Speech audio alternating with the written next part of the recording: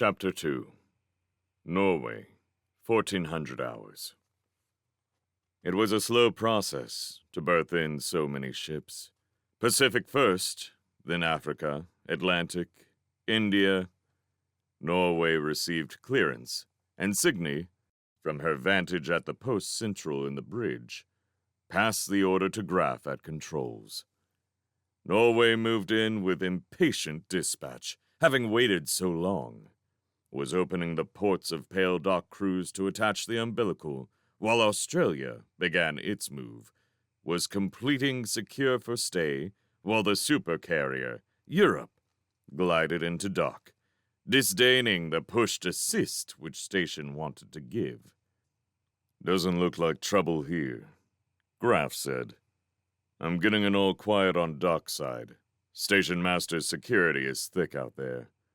No sign of panic sieves. They've got the lid on it." That was some comfort. Signy relaxed slightly, beginning to hope for sanity, at least while the fleet sorted out its own business. "Message," Com said then. "General Hale from Pell Station to fleet at dock. Welcome aboard, and will you come to Station Council at earliest?" "Europe will respond," she murmured, and in a moment, Europe's comm officer did so, requesting a small delay. All captains, she heard at last on the emergency channel she had been monitoring for hours, Mazian's own low voice. "Private conference in the briefing room at once. Leave all command decisions to your lieutenants and get over here." "Graf!" She hurled herself out of her cushion. "Take over. D, give me 10 men for escort. Double quick!" Other orders were pouring over comm from Europe, from the deployment of 50 troopers from each ship to dockside, full combat rig, for passing fleet command to Australia's second, Jan Mayes, for the interim, for riders of dock ships to apply to station control for approach instructions, to come in for reattachment. Coping with those details was Graf's job now.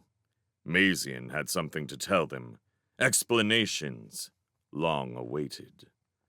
She went to her office, delayed only to slip a pistol into her pocket, hastened to the lift, and out into the access corridor amid the rush of troops Graf was ordering to the dockside.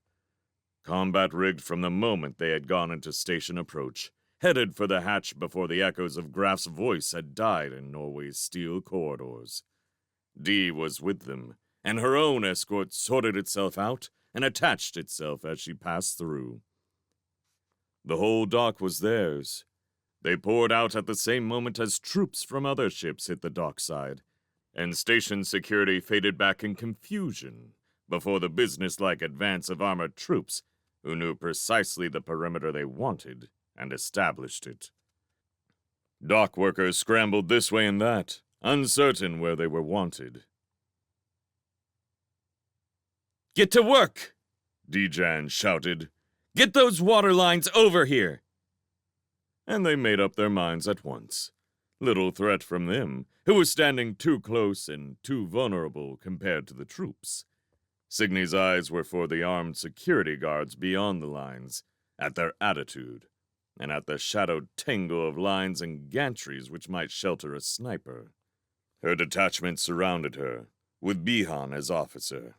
She swept them with her, moving rapidly up the row of ship berths, where a mob of umbilicals and gantries and ramps stretched as far as the eye could see, up the ascending curve of the dock, like mirror reflections impeded only by the occasional arch of a section seal and the upward horizon. Merchanters docked beyond them. Troops made themselves a screen all along the route between Norway and Europe. She followed after Australia's Tom Edger and his escort. The other captains would be at her back, coming as quickly as they could. She overtook Edger on the ramp up to Europe's access. They walked together. Ku of India caught them up when they had passed the ribbed tube and reached the lift, and Pori of Africa was hard on Ku's heels. They said nothing, each of them gone silent, perhaps with the same thoughts and the same anger, No speculations. They took only a pair apiece of their guards, jammed the lift car, and rode up in silence, walked down the main level corridor to the council room, steps ringing hollowly up here, in corridors wider than Norway's, everything larger scaled. Deserted. Only a few Europe troops stood rigid guard here. The council room likewise was empty. No sign of Mazian. Just the bright lights of the room, ablaze to tell them that they were expected at that circular table. "Outside," Signy bade her escort as the others went. She and the others took their seats by precedence of seniority. Tom Edger first, herself, 3 vacancies, then Keu and Pori. Sung of Pacific arrived, 9th among the chairs. Atlantic's Kreshoff arrived, settled into the number 4 seat by Signy's other side. "Where is he?" Kreshoff asked finally, at the end of patience. Signy shrugged and folded her arms on the table, staring across it at Sung, without seeing him. Haste, and then wait. Pulled out of battle, kept in long silence, and now wait again to be told why. She focused on Sung's face, on a classic aged mask which never admitted impatience. But the eyes were dark. Nerves, she reminded herself. They were exhausted, had been yanked out of combat, through jump, into this. Not a time to make profound or far-reaching judgments. Mazian came in finally, quietly, past them and took his place at the head of the table, face downcast, haggard as the rest of them. Defeat? Signy wondered, with a knot in the pit of her stomach, like something which would not digest. And then he looked up, and she saw that small tautness about Mazian's mouth, and knew otherwise. Sucked in her breath with a flare of anger. She recognized the little tension. A mask. Conrad Mazian played parts, staged his appearances as he staged ambushes and battles, played the elegant or the coarse by turns. This was humility. The falsest face of all. Quiet dress, no show of brass. The hair, that silver of rejuve, was immaculate. The lean face, the tragic eyes. The eyes lied most of all, facile as an actor's. She watched the play of expressions, the marvelous fluidity that would have seduced a saint. He prepared to maneuver them. Her lips drew tight. "You all right?" he asked them.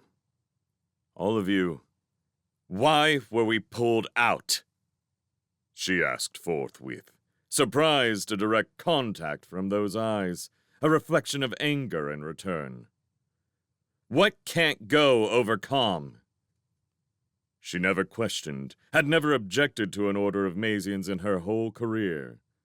She did now, and watched the expression go from anger to something like affection. "All right," he said. "All right." He slid a glance around the room. Again, there were seats vacant. They were 9, with 2 out on patrol. The glance centered on each of them in turn. "Something you have to hear," Mazian said. "Something we have to reckon with." He pushed buttons on the console before his seat, activated the screens on the 4 walls, identical. Signy looked up at the schematic they had last seen at Omicron Point, the taste of bile in her mouth, watched the area widen, familiar stars shrinking in wider scale. There was no more company territory. It was not theirs anymore, only Pell. On wider view, they could see the Hinder stars, not Sol. But that was in the reckoning too now. She knew well enough where it was, if the schematic kept widening. It froze. ceased to grow. "What is this?" Kreshoff asked. Mazian only let them look. Long. "What is this?" Kreshoff asked again. Signy breathed. It took conscious effort in that silence. Time seemed at a halt, while Mazian showed them in dead silence what was graven in their minds already. They had lost. They had ruled there once, and they had lost. "From one living world," Mazian said, almost a whisper. "From one living world of our beginning, humankind reached out as far as we've ever gone. One narrow reach of space here, thrust far back from what Union has. The Hinder Stars, Pell, and the Hinder Stars. Tenable, and with the personnel overloading Pell, possible." "And run again?" Pori asked. A muscle jerked in Mazian's jaw. Signy found her heart beating hard and her palms sweating. It was close to falling apart. All of it. "Listen!" Mazian hissed. Mask dropped. "Listen!" He stabbed another button. A voice began to speak. Distant, recorded. She knew it. Knew the foreign inflection. Knew it. "Captain Conrad Mazian," the recording began. "This is Second Secretary Segust Ares of the Security Council. Authorization code Omar Series 3, with authority of the Council and the company. Cease fire. Cease fire. Peace is being negotiated. As earnest of good faith require you, cease all operations and await orders. This is a company directive.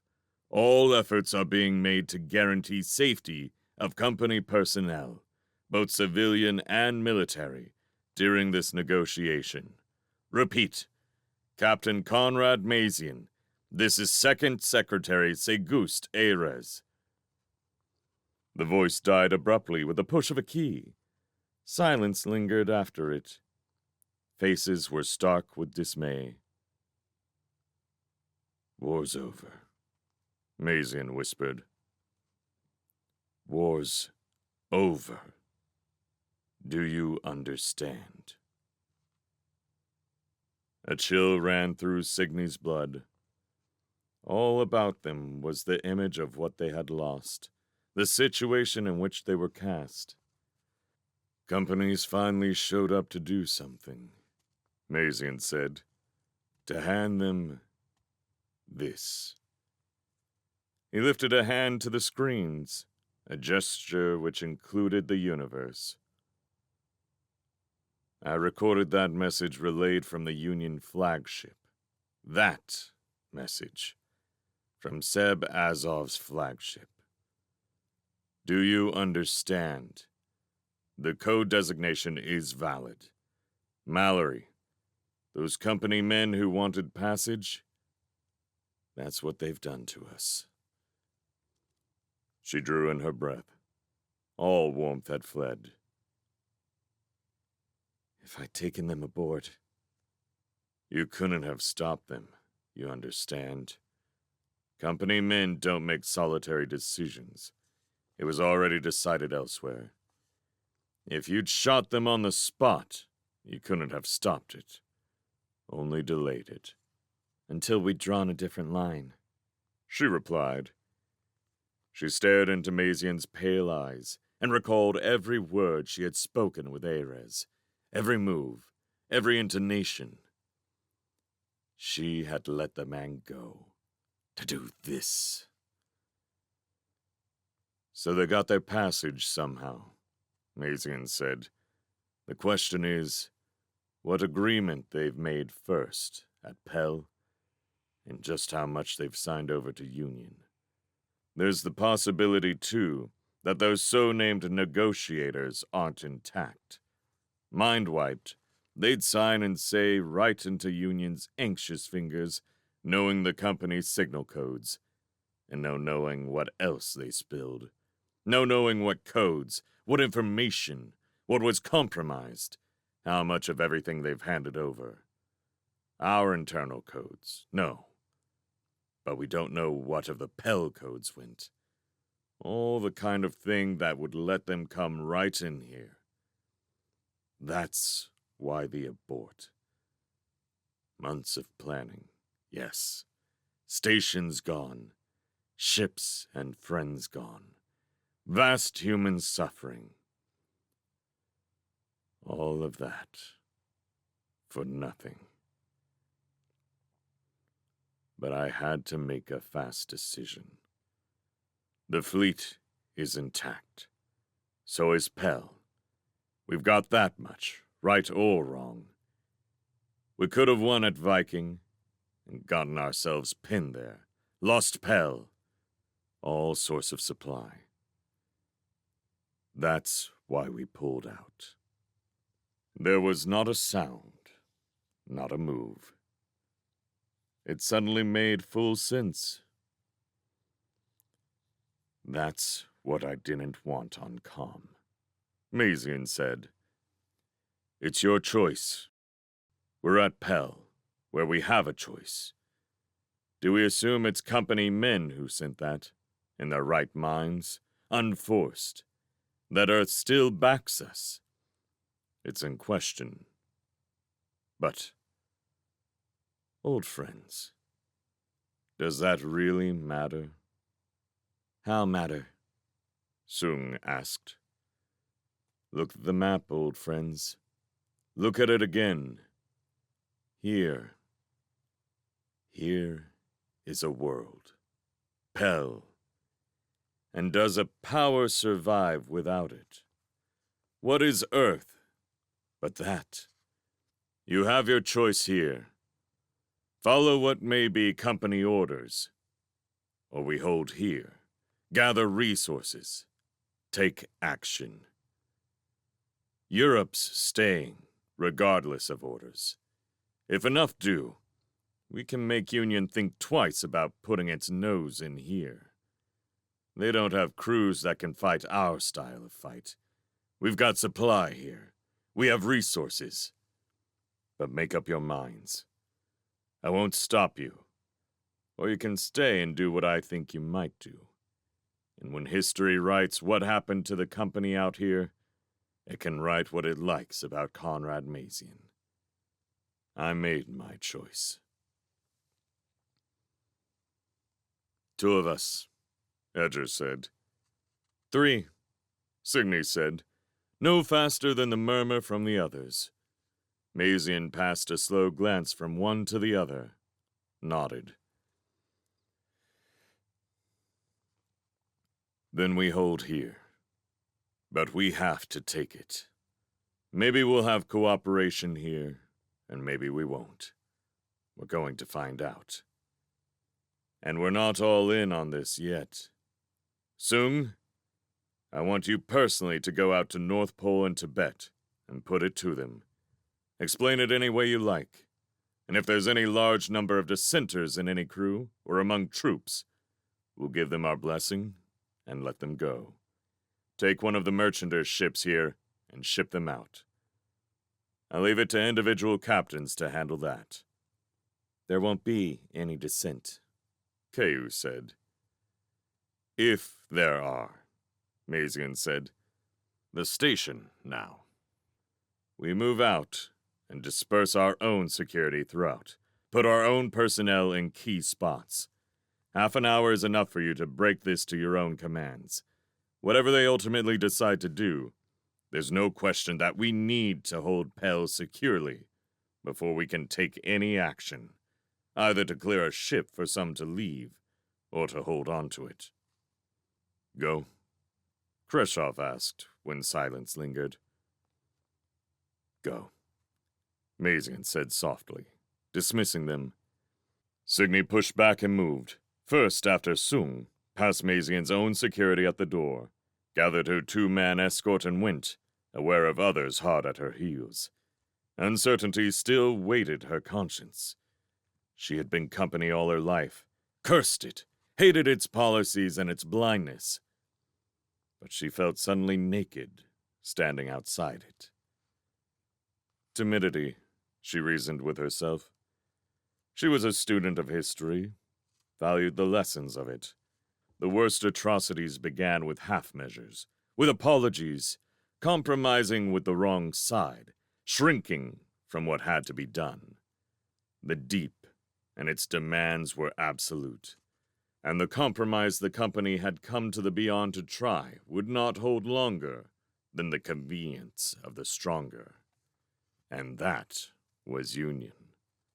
They served Earth, she persuaded herself, better by what they did than the company agents did by what they traded away.